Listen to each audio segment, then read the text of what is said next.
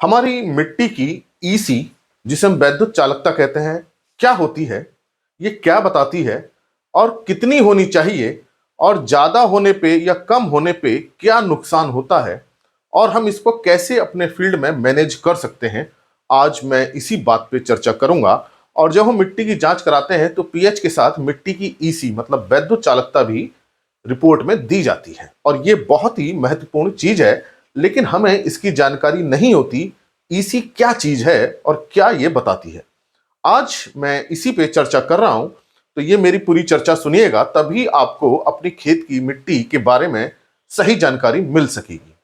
मैं डॉक्टर अमित भटनागर पंतनगर कृषि विश्वविद्यालय में प्रोफेसर के पद पर कार्यरत हूं, और मैं ये प्रयास कर रहा हूं कि किसानों तक सही जानकारी पहुंचे, उन्हें कोई भ्रम ना रहे, कोई गलत जो प्रैक्टिस कर रहे हैं खेती में वो ना करें, और सही और वैज्ञानिक जानकारियों का उपयोग करके वो खेती में अधिक लाभ ले सकें। इसके लिए मैंने अपने चैनल पे एक प्ले लिस्ट बनाई है, कृषि किसान, जिसमें मैं हिंदी में चर्चा करता हूं। और भी बहुत सारी प्ले लिस्ट हैं जो एग्रीकल्चर के लेक्चर्स रिलेटेड हैं, और ये लेक्चर्स बीएससी एजी, एमएससी एजी और पीएचडी करने वाले स्टूडेंट्स के लिए बहुत लाभदायक हैं। तो किसान भाइयों के लिए कृषि किसान में मेरी चर्चा रहती है हिंदी में, इसको जरूर सुने। और आज का जो विषय है वो है मिट्टी की ईसी क्या है, वैद्युत चालकता क्या है।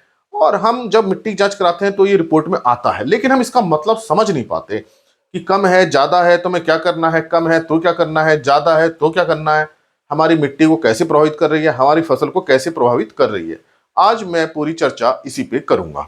देखिए, जो हम मिट्टी की जांच कराते हैं तो उसमें आप पीएच के अलावा आप देखेंगे इस तरह से एक रहता है वैद्युत चालकता। ये भी मिट्टी की जांच में आती है। इसको अंग्रेजी में इलेक्ट्रिकल कंडक्टिविटी ईसी कहते हैं। तो ईसी लिखी रहती है, वैद्युत चालकता रहती है। ये जो ईसी है, विद्युत चालकता, ये जो हमारा करंट है, बिजली का करंट है, इसी से रिलेटेड है।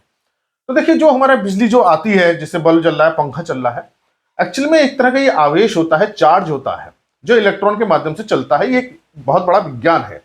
इसी तरह से जमीन में भी करंट, एक तरह से हम देखते हैं कितना करंट चल रहा है।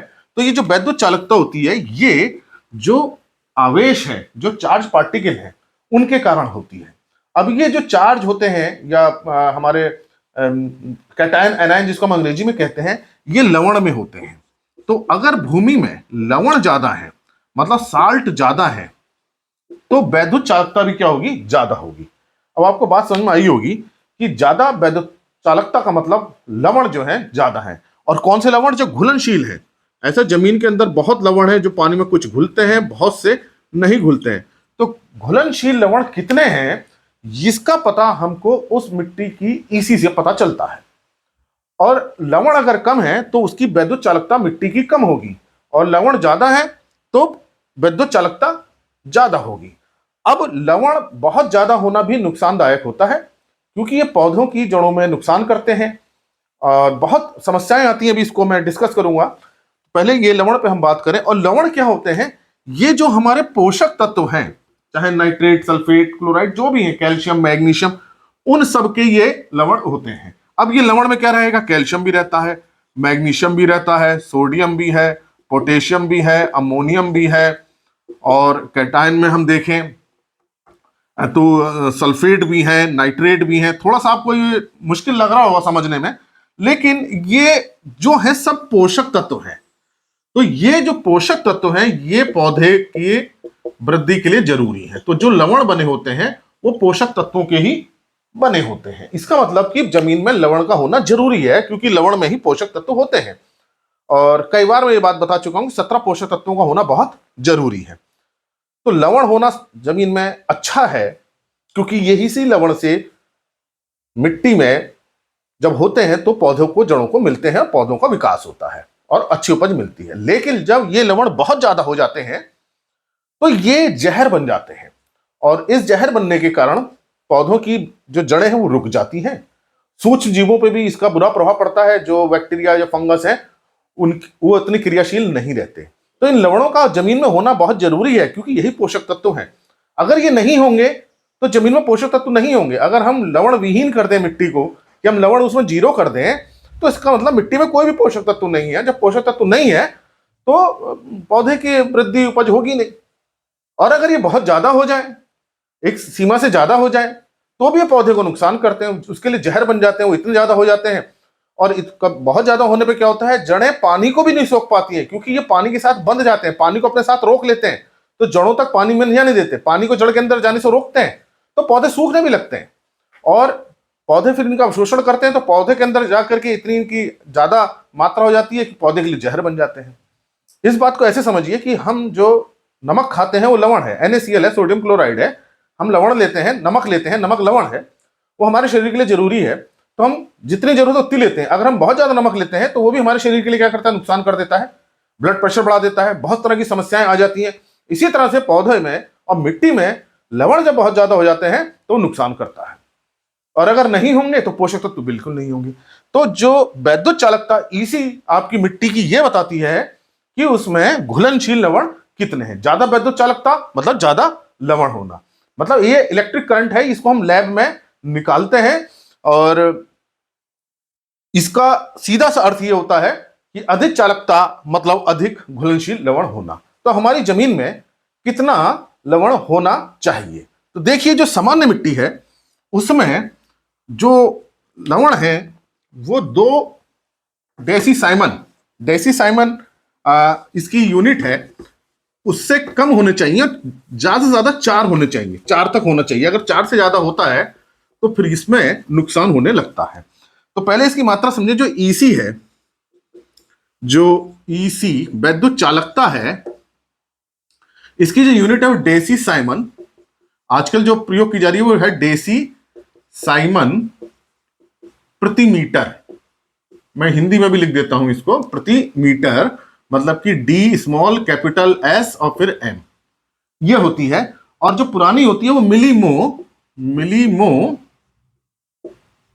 प्रति सेंटीमीटर, ये इसका नापने का तरीका है। तो एक इसको ऐसे लिखते हैं MMHO, मिलीमो पर सेंटीमीटर। तो ये दोनों आपस में बराबर होती हैं। 1 डेसीसाइमन मीटर इज इक्वल टू 1 मिलीमो पर सेंटीमीटर, ये आपस में बराबर है। जो पुराने आप देखेंगे उसमें मिलीमो पर सेंटीमीटर लिखा होगा, जो आजकल जो नई आ रही है उसमें डेसीसाइमन पर मीटर, दोनों एक ही चीज है, दोनों बराबर होती हैं।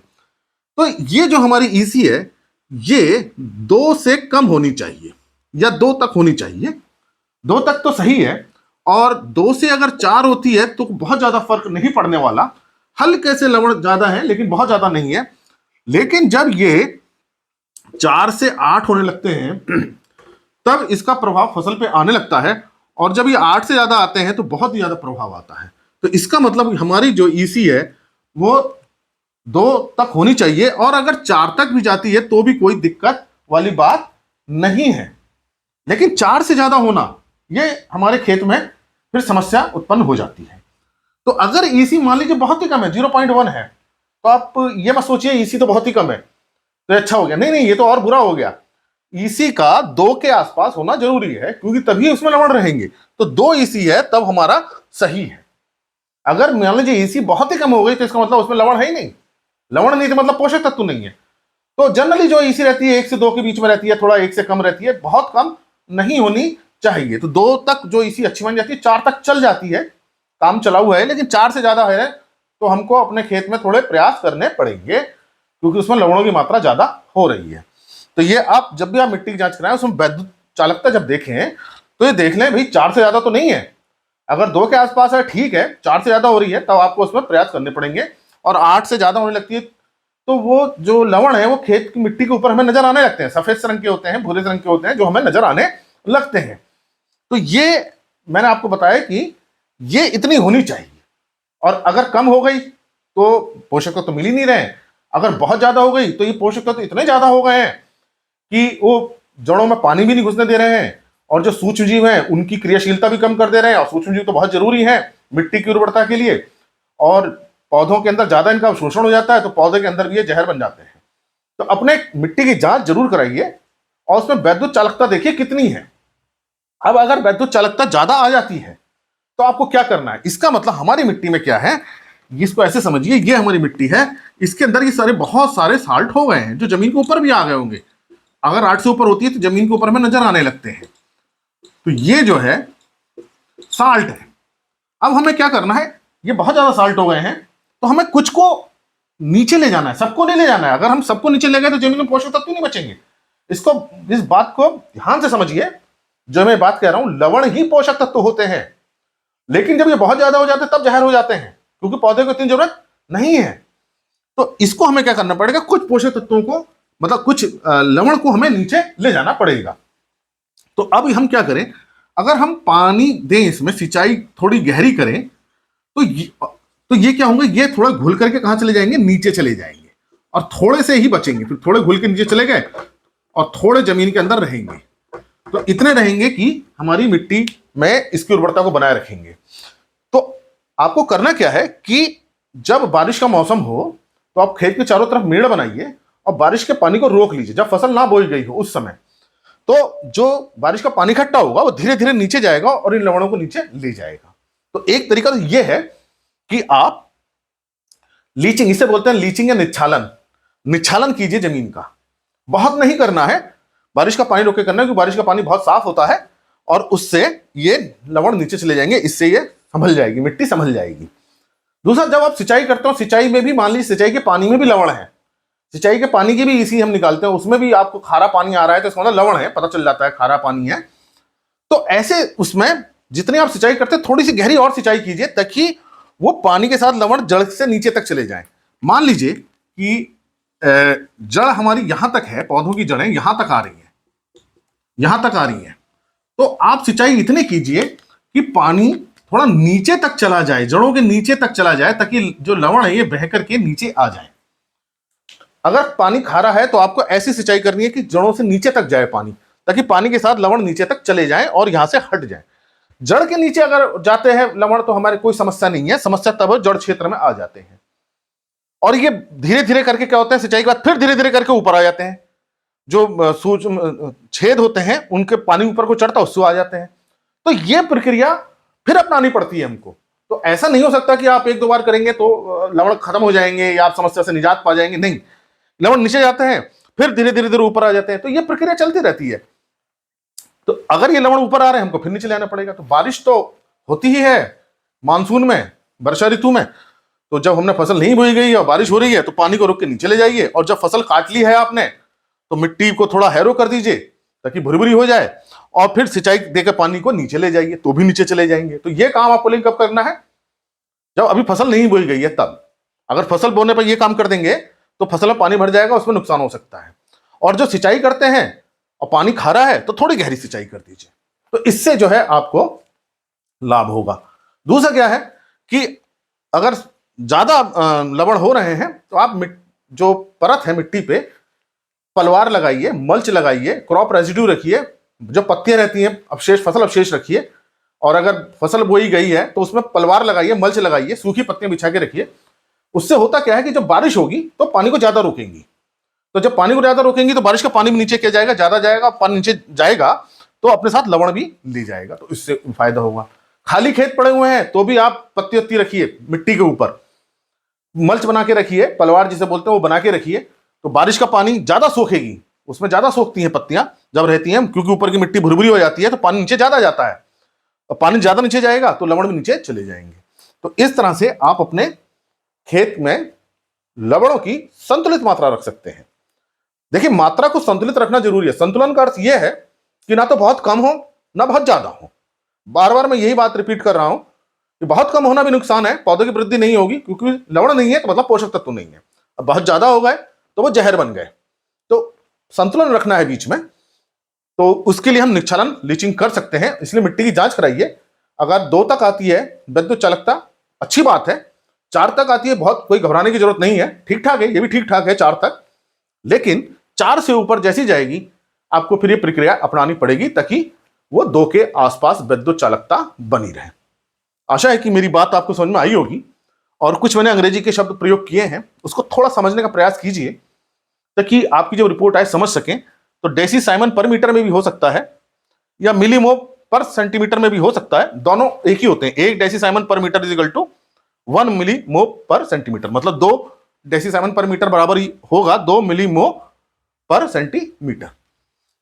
तो ये मैंने आज आपको बताई बात वैद्युत चालकता ईसी की। इसका होना निकालना बहुत जरूरी है, क्योंकि ना केवल ये पौधों की जड़ों को प्रभावित करती है, बल्कि जो मिट्टी में सूक्ष्म जीव हैं, बैक्टीरिया, फंगस है, जो हमारी मिट्टी की उर्वरता को बढ़ाते हैं, उन सूक्ष्म जीवों पे ये बुरा प्रभाव डालती है और सूक्ष्म जीवों की संख्या घट जाती है, कम हो जाती है ज्यादा साल्ट होने पे। तो प्रयास ये करें कि आपका संतुलन बना रहे और ईसी जांच कराते रहें, इतनी बनी रहे, और निच्छालन करते रहिए बारिश के पानी के साथ। और पानी अगर थोड़ा सा खराब क्वालिटी का है, उतना अच्छा नहीं है, तो थोड़ी सी गहरी सिंचाई कीजिए ताकि जड़ से नीचे ये लवण चले जाए।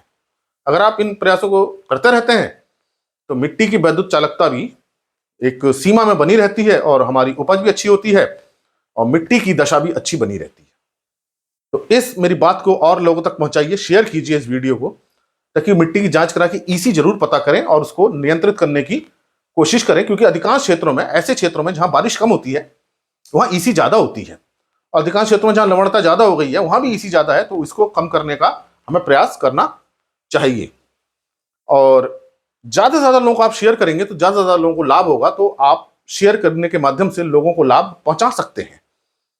तो इसी तरह के लेक्चर्स मेरे इस चैनल पर देखते रहिए। कृषि किसान में हिंदी में ही आपको ये लेक्चर मिलेंगे। और अगर चैनल सब्सक्राइब नहीं किया है तो सब्सक्राइब कीजिए। धन्यवाद।